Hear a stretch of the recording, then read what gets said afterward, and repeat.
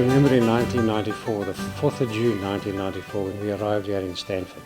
And it was raining cats and dogs, and we came with our 4 Bassets in 2 cars all the way from Pretoria. And it was Stanford House's pub where we landed, was lit up brightly. It was actually quite welcoming to arrive in Stanford on that dark evening. Although I did think the next day, Stanford got quite a fright when they heard 4 Bassets in town. But anyway, then we bought our house on the Market Square, and we lived there, and we had the first coffee shop that we opened up. Oh, but that's a story. You must tell the story. No, but the old people in this village, like Johnny, Stefans, Tacy, Ted, all these old people who have now passed on. I used to sit in the veranda and watch these old people walking down the street, and now I'm one of the old people. And yes, when we landed in Stanford, get to a new place, you don't know what to do. And then we decided to open up a bed and breakfast. And it was so funny because the sign, of course, is B&B. And lots of people in the village thought B&B stood for Basil and Bea. And that was quite funny. Yeah. The coffee shop, we had this little coffee shop in the village. It was the only coffee shop, the only restaurant in the village. And it was very, very popular. Bea used to make that most fantastic cheesecake. She and Karen. Yeah. But in those days, Stanford was very different than it was today. The Market Square, we always called it Stanford upon Lake. Remember when it rained such a lot and it was just, the Market Square was one big lake. And Stanford was quite unkept. It was unkept, yeah.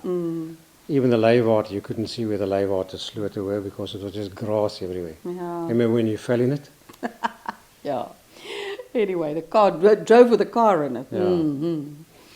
And one thing I also remember is when we came here, our neighbor gave us ducks.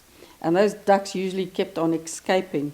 And here I was one day shooing the ducks down the road, and I thought, what a difference to the corporate world 6 months ago. It was lovely actually coming to countryside.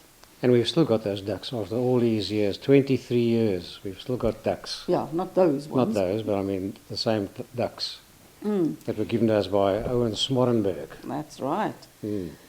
And yes, the other thing that happened is when we came here, we realized Stanford has got the potential to change. And that change we have seen in the 23 years that we've been here. In 1992, the Stanford Conservation Trust was started by Marianne Esterhuizen, Peter de Villiers, and David Evans. And I joined them in about 1995. And since then I've been a member of Stanford Conservation. And in those days they started the Wandelpad. Yes, and lots was done on the Wandelpad. We had this beautiful river, and nobody really could see the river. It was full of reeds, it was unkept. And the group of volunteers started with a Wandelpad team. And the difference between then and now, in the past 20 years, is phenomenal.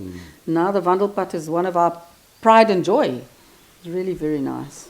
I mean, down here at the river we had rooikrans and Paul Jackson and all this sort of stuff growing, which we chopped out and poisoned. And if you walk down there today with the dogs, it's a beautiful place. I mean, the Conservation Trust, I think, has done a lot for this village. And it's also got the Heritage Committee, which makes sure that the declared heritage area that we have, that the architecture remains absolutely fantastic and that it stays in the same vein as what there is at the moment, and we don't get a Tuscan villa next to these beautiful Victorian homes.